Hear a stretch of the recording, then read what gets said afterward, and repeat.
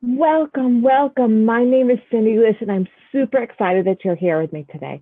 I am an accomplished career coach that helps stay at home moms with the confidence, tools, and skills to successfully get back to the workforce. Yep, that's exactly what I do. So, whether you've been at home for 20 minutes or 20 years, this is a place for you. All right, now before we get started, I want you to pop over and I want you to subscribe to my channel so you are the first person to know every single time I have a new video out, which is going to be every week on Wednesday. All right, are you subscribed? I hope so. Okay, let's move on. Today, we're going to talk about staying positive during that job search. Whoa, it's rough, right? The job search can be so incredibly draining, okay, on you mentally and emotionally and physically. And, when you're applying for jobs, mostly you get no answers or negative answers, right? Either you're sending out resumes, and you're hearing crickets, there's no responses to anything, or you get those, thank you, but no thank you, we're not interested, we'll hold on to your resume for the future, you're not what we're looking for, right? And it's in between those that you get the ones where they call you in for the interviews, right? Which is the ones that we're all hoping for and waiting for, and they will come. They absolutely will come. Okay. Now, understand that first off, statistically, because we're going to be applying for lots of jobs, right? We've gone through this before, maybe 4 jobs a week, 10 jobs a week. So statistically, there are going to be more no's than yeses, and that's okay. That's okay. That's why we apply to a number of jobs. That's why we target them the right way to make sure that we're targeting the jobs. Okay. But how do you stay positive while you're getting those rejections? Okay. So here's a whole bunch of ways you can do that. First off is really, really try to separate yourself from it for a minute and not take it so personally. Understand that, something, they haven't met you yet. They don't know how freaking awesome you are. They haven't had that opportunity to meet you yet. So it's just a piece of paper. It's just a 1-2 page resume, a cover letter. So try to just say, okay, I have to work harder. But while you're doing it, recognize and celebrate your progress along the way. So what does that mean? So that means that, if you started from not having a resume, or you started with not targeting your resumes at all and just having one resume and sending it out to everybody, and now you have a resume. Now you're targeting resumes to every position that you're applying for. You weren't writing cover letters before, now you are.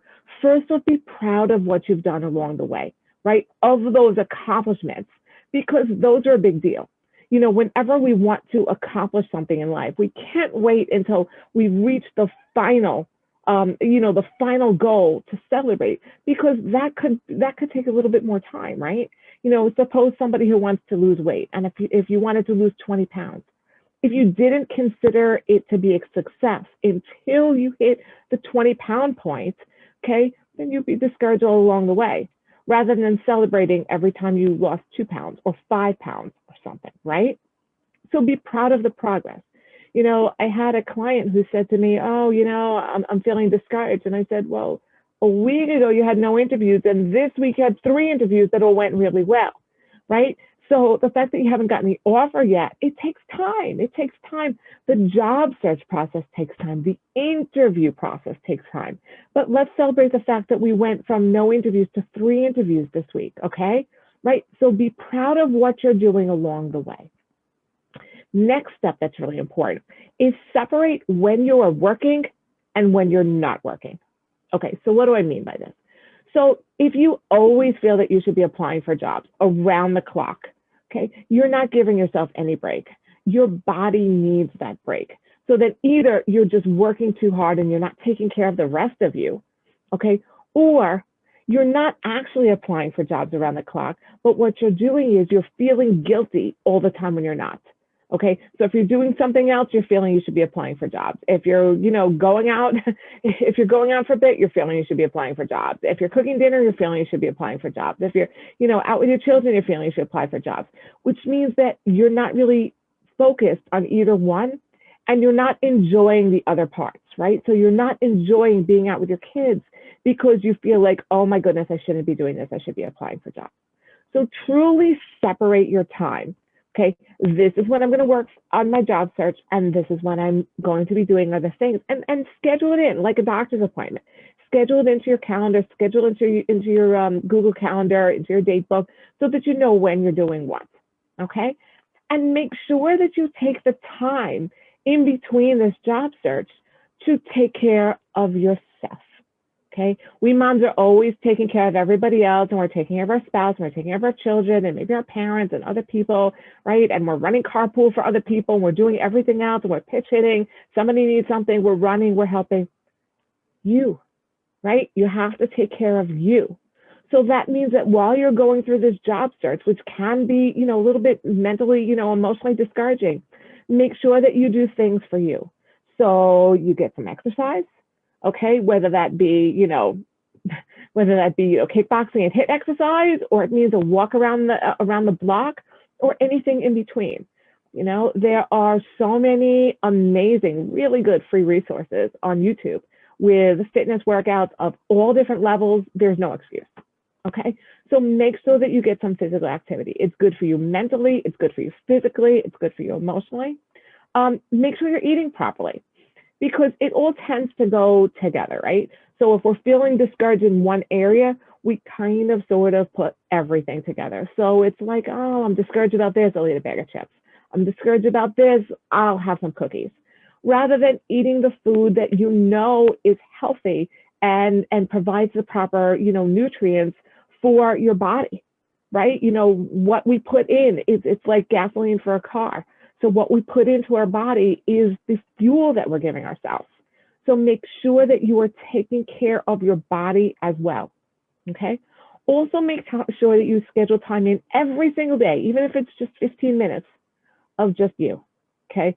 Phones off, doors closed, no mommy, nothing. And whether it be that you read a book, whether you take a warm shower, a bubble bath, whether you, talk on the phone to a friend, whatever it is, but 15 minutes at least every day just for you, so that you can recharge, so that you can feel good about yourself, okay? And the next thing I want you to do while you're going through to feel better about yourself during this job search is stop listening to everybody. Stop listening to the people who are telling you, oh, you are never going to find a job. You're just a stay-at-home mom. You're only a stay-at-home mom. Stop listening to the people who are saying, well, I don't know why it's taking you so long. You must be doing something wrong. There must be something wrong with you. Stop. Put aside the negative talk from other people. Okay. You have a complete and total right to decide who can say what to you. Okay. So if, people are criticizing you, and oftentimes it's somebody that should be on our team, should be close to us. It could be our mothers, our sisters, it could be our spouses, it could be good friends. And sometimes they mean well, sometimes not so much, but tell them, something, be kind to them, right? Say, I know you mean well, but we're not going to talk about my job search. We're going to talk about food. We're going to talk about restaurants. We're going to talk about books, movies, TV, whatever. But we're not going to talk about this, so that you don't allow other people to make you feel badly about you.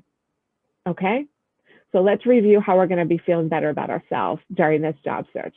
We're going to separate when we're working, when we're not working. We're going to make sure that we're taking care of ourselves mentally, physically, emotionally. We're going to eat properly. We're going to have some physical activity in there. We're going to block in time to do things that are special to us, that are just for us, okay?